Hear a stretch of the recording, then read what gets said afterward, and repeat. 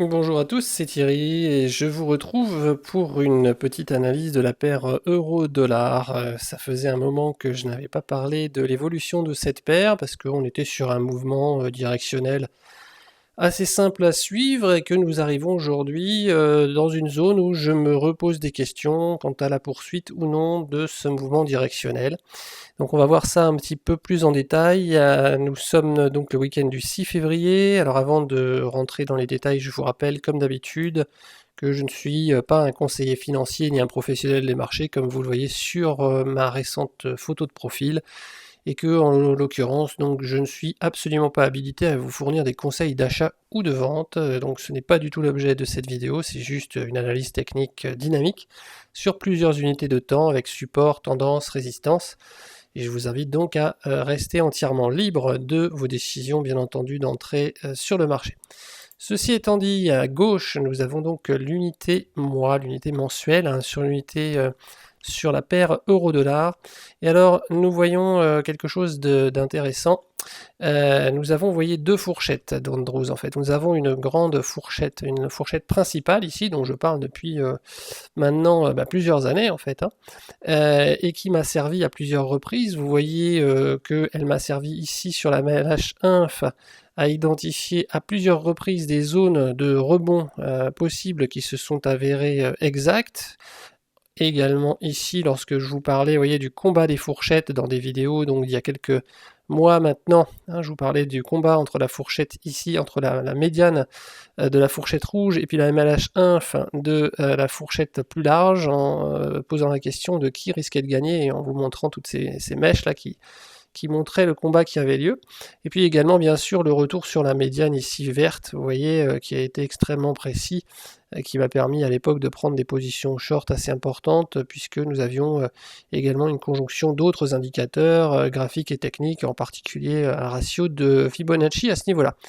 Donc depuis, eh bien, le choix a été fait. Nous avons une fois de plus choisi cette fourchette verte et nous sommes donc dans un mouvement ascensionnel. Mais à l'époque où nous étions en train de faire une descente en vol plané, je vous avais montré l'influence également de la fourchette rouge ici, donc où la médiane jouait un rôle de support, et une fois qu'on a commencé à osciller dans la médiane, je vous disais que moi, mon expérience, c'était d'avoir constaté que assez souvent sur ces types de fourchettes, lorsqu'on est un petit peu dans l'attentisme, comme ça qu'on n'arrive pas à se décider entre rebondir ou franchir franchement la médiane, eh bien on a tendance à osciller un petit peu autour de l'axe. Ça peut être la médiane, ça peut être une MLH, vous le voyez ici d'ailleurs, hein, avant de prendre une décision, on a également oscillé pendant quelques bougies. Même chose ici sur les mèches basses de la MLH1, toujours de la fourchette verte. Donc là c'était le cas, je disais que la médiane jouait en général le rôle d'aimant des cours et qu'on allait sans doute osciller entre cette médiane pendant un certain nombre de bougies. Donc c'est effectivement ce qui s'est passé, on le voit bien ici, une fois au-dessus, une fois en dessous, une fois au-dessus, tout en conservant le cap de cette fourchette rouge. Voilà, je fais des détails un peu précis pour ceux qui n'auraient pas vu la vidéo, vu que ça fait quand même un bout de temps que je n'avais pas posté donc sur la paire euro-dollar, étant donné que je jugeais que bon, bah, tant qu'on avait un mouvement directionnel et qu'on avait une lancée, c'était pas la peine que je vous fasse une news tous les mois ou toutes les 2 semaines, sachant que la tendance était la même. Donc c'est la première vidéo depuis plusieurs mois maintenant parce que nous sommes toujours donc en direction de la médiane verte ici que nous avions touché une première fois, mais comme à l'époque où nous allions dans l'autre sens, nous descendions de la médiane vers la MLH-Inf, eh bien nous rencontrons à nouveau cette fourchette qui, nous l'avons vu ici, donc est une zone d'influence et tend à aimanter les cours lorsqu'on s'approche d'un de ces axes. Et c'est le cas ici, nous sommes donc bloqués pour l'instant dans l'avance haussière. Vous voyez, nous avons eu deux petites bougies rouges. Alors la deuxième bougie rouge, c'est vraiment la bougie en cours, hein. Nous sommes en tout début de mois, donc il faut bien entendu le prendre avec des pincettes. Mais en tout cas, vous voyez que nous avons un début de correction et on peut se demander si l'axe de la fourchette va simplement temporiser la progression vers un objectif qui serait la MLH sup de cette fourchette ici, donc dans les 1,27, vous voyez, en dépassement même des plus hauts de l'année 2018, ou bien si il sera suffisant pour inverser la tendance. Alors on peut essayer de donner, non pas des réponses à cette question, parce que l'analyse technique, ce n'est encore une fois pas faire preuve de voyance, mais c'est essayer de s'approcher via quelques indicateurs d'une réalité statistique. Donc la réalité statistique, eh bien, je regarde l'indicateur ici des cycles courts de la puissance cycle, et puis je vois qu'à chaque fois que notre cycle court ici se trouve dans la zone de surachat depuis un certain nombre de bougies et commence à nous donner un signal baissier démarrant un cycle a priori de retour vers la zone de survente, eh bien cela déclenche 2 ou 3 bougies correctives sur, vous voyez, l'euro-dollar. Ça s'est passé ici, ça s'est passé également ici lorsque nous sommes vraiment redescendus de la zone de surachat pour de bon. Alors ici nous avons eu, ça il faudra que vous ayez voir mon webinaire sur les puissances cycles, hein, un faux signal, c'est-à-dire un début de baisse et un retour à la hausse dans la zone de surachat, et ça les 3/4 du temps, ça dénote de l'attaque des derniers plus hauts, donc ça a été le cas, on l'a dépassé ici.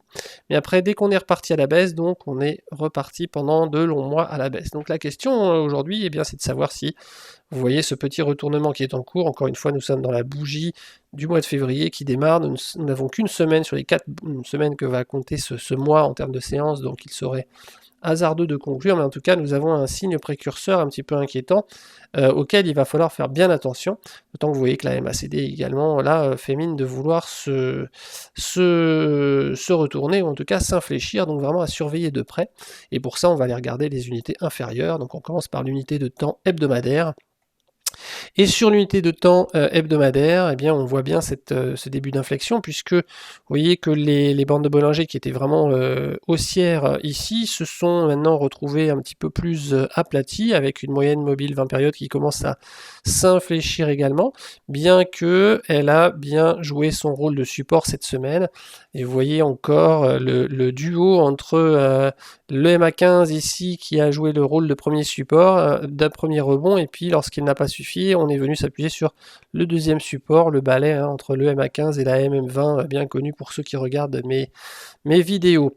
Donc vous savez également ce qui se passe si jamais la MM20 casse, eh bien il y a en général à ce moment-là un appel d'air et un élan à aller tester la zone de la Bollinger inférieure de l'unité de temps en question, et vous voyez que cette zone passe par 1,1570, et que dans les 1,1570 nous avons également la Bollinger inférieure, la moyenne mobile 50 périodes, et puis quelques points plus bas vraiment dans la zone des 1,15, 1,1510, là nous avons également une moyenne mobile 200 périodes, et nous avons voilà un axe qui était ici auparavant, une parallèle à un autre axe baissier, je ne vais pas redérouler trop loin l'historique, mais qui correspondait à des zones d'inflexion sur les cours. Donc je le suis, et cet axe passe également donc par cette même zone avec en même temps le RAID 90. Donc vous voyez qu'entre 1,15 et 1,1570, nous avons pas mal de convergence de support ici, qui donc me la font identifier comme une zone support importante sur les prix. D'autant que si vous allez regarder dans l'unité mois, vous voyez on a une petite ligne verte horizontale ici qui est une zone de polarité.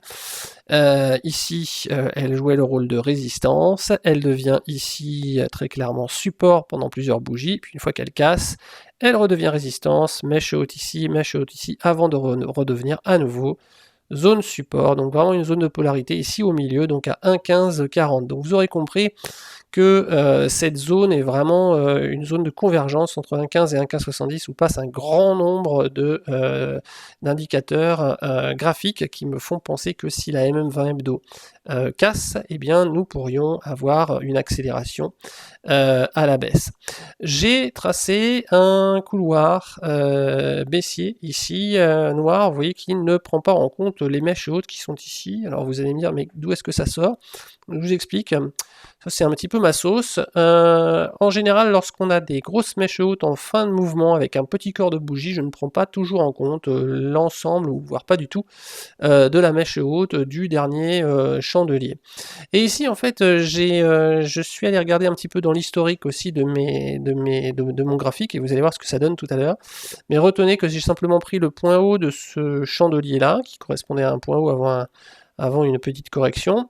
J'ai pris le point bas ici, puis j'ai tracé la parallèle, je me suis rendu compte qu'on avait effectivement un certain nombre de points hauts, et puis j'ai projeté ça au niveau de l'unité encore inférieure, donc qui est l'unité jour. Ça nous donne ceci sur l'unité jour. Et effectivement, semble se dessiner un canal baissier, voilà ici qui rejoint beaucoup de mèches hautes, comme vous le pouvez le voir. Une mèche haute ici également, une mèche haute là, et puis les mèches hautes de cette zone-ci, et là les points bas. Mais alors bon, il n'apparaît pas immédiatement comme évident, il ne saute pas aux yeux hein, de premier abord, puisque j'en oublie cette partie-ci. Toutefois, comme vous le voyez, une fois qu'il est tracé, eh bien, bon, il a quand même une certaine légitimité, puisque il a entraîné un fort rebond sur cette bougie dans la journée de vendredi 5 février.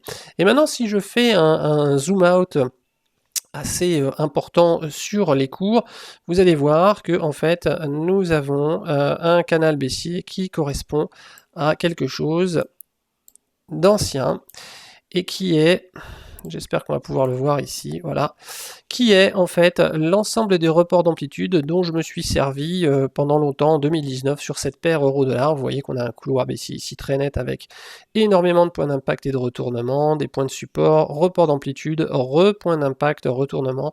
J'en avais parlé longtemps également pendant une vidéo. Ici, c'est encore plus net. Regardez, on est allé chercher 4 fois des points d'impact là-haut et on est redescendu en bas jusque à rechercher le fantôme hein, de l'axe précédent malgré sa pente.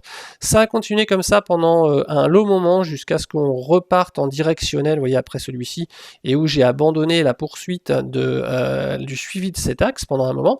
Mais j'en ai gardé toutefois l'historique sur mon graphe parce que je pense que les marchés, et en particulier les algorithmes, en plus des marchés, ont vraiment beaucoup de mémoire et souvent conservent les axes, les pentes qu'ils ont utilisés pour d'autres couloirs, même s'ils sont beaucoup plus anciens. Donc là, eh bien, je me suis amusé en fait à conserver la même pente pour cet axe-là et cet axe-là.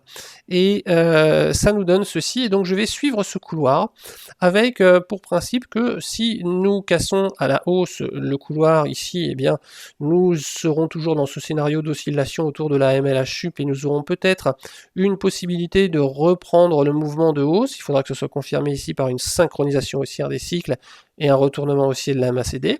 Si nous avons un enfoncement au contraire du support du couloir baissier UT jour, alors j'aurai un signal confirmé que nous dirigeons probablement vers un scénario d'accélération baissière en direction tout d'abord du support S3M, ici vous voyez à 1,17 et de la moyenne mobile 200 périodes UT jour, et s'il ne tient pas, donc de la zone des 1,15, 1,1550, 1,1570 dont je parlais tout à l'heure sur l'unité hebdomadaire. Et en attendant, eh bien, je pense que tout comme la médiane de la fourchette rouge jouait un rôle d'aimant ici, vous voyez, pendant de nombreuses bougies lors de la chute vers la MLH-INF, nous pourrions ici assister pendant un certain nombre de bougies à une sorte de yo-yo à l'intérieur en fait de ce couloir baissier de pente légère à l'intérieur de l'euro-dollar, avec pas mal de ping-pong. Bien entendu, c'est un scénario, un de mes scénarios de plan de trade. Donc encore une fois, si nous cassons à la baisse, je m'attends à une accélération.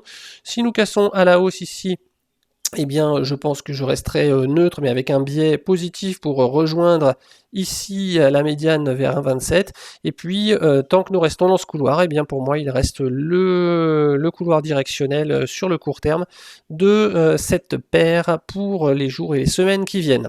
Voilà, j'espère que cette petite analyse vous aura servi. Je vous rappelle qu'il ne s'agit pas de conseils, je vous partage simplement mon point de vue sur cette paire hein, que j'ai pas mal pratiqué.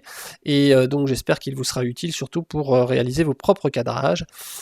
Pour terminer, si vous voulez aller regarder un petit peu toutes les analyses anciennes que j'ai fait sur cette paire ou sur d'autres indices, vous pouvez aller sur le nouveau petit site que j'ai créé pour ceci. Il y a également des webinaires, des formations gratuites, des analyses techniques en tout genre, donc ça se trouve sur Vivre du Trading. Et voilà, je vous souhaite un excellent week-end, à bientôt.